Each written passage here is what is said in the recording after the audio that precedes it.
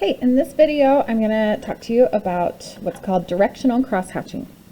Directional crosshatching is when you use crosshatching, and instead of your lines just going in random directions or all vertical or all diagonal or all horizontal, they follow the direction of the object or the contour of the object. So this is a demonstration that I've started. It's not finished, but it's directional crosshatching because the crosshatching lines curve with the curve of the cylinder, and then they also go vertical with the vertical contour of the cylinder. So what I'm looking at is I'm just looking at any edge of the shape, this edge, those help me determine my curved lines. And then there's also this edge, and those help me determine my my diagonal lines. Okay. So I'm going to demonstrate how to start this. The first thing you want to do is have a fresh sheet of paper and one of these shaded forms. And then you're going to sketch it lightly in pencil first.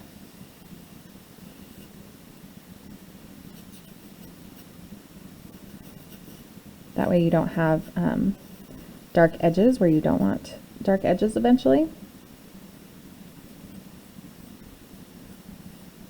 And surprisingly, a cylinder turned on its side is kind of a difficult thing to draw, so I thought I'd demonstrate with that one.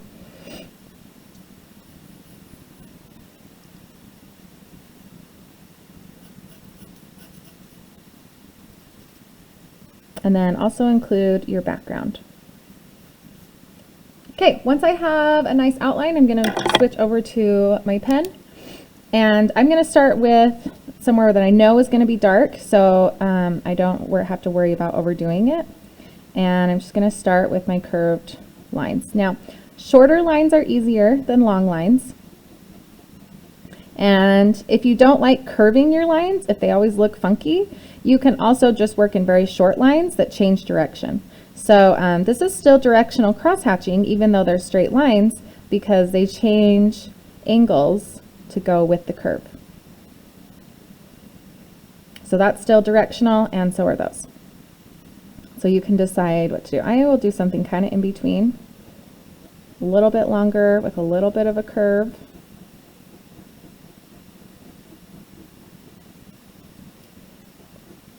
And as I'm working on this, it's really important to get in the habit of squinting. What squinting does, I don't know if I talked about this on my last video, but squinting helps you not focus on the individual lines. It helps you focus on the overall value of something. So if you squint, it just kind of blurs everything down, so you either see dark or light, not necessarily so many lines. Okay, and transitions are really hard, so I'm just going to be really careful to space apart my lines when I know it's supposed to be fading into the light. So I get my transition. Now there is a little bit of value on the other side, so I'm going to add a little bit.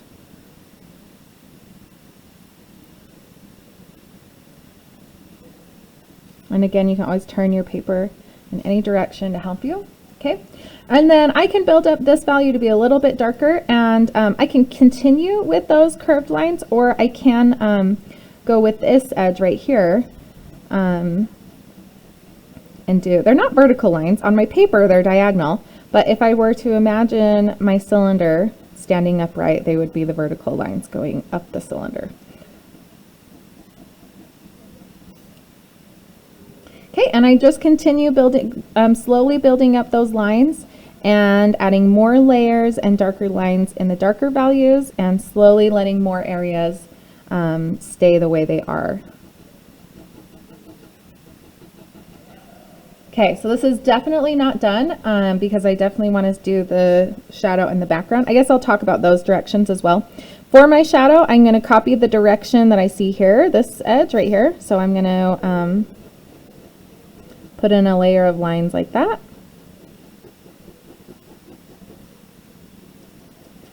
And then I'm also going to copy this edge right here, so I know I have some that can go this direction.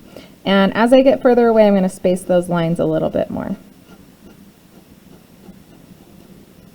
And then I can add more layers closer to the cylinder.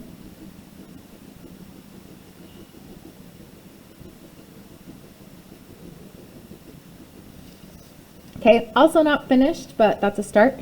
And then your background, you can choose what you want to do. You can just go simply vertical.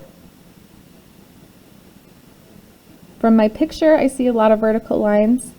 And then you could go horizontal as well.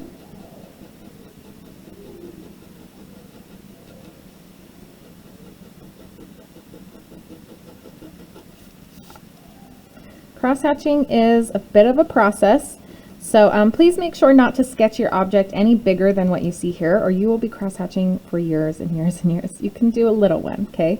I don't want it so little that we can't really see much detail on it, but you don't want it so big that it will take you forever, because if it takes you forever, you'll get bored and it'll get sloppy and it won't look very good. So, okay, again, that's not finished, but that is a start.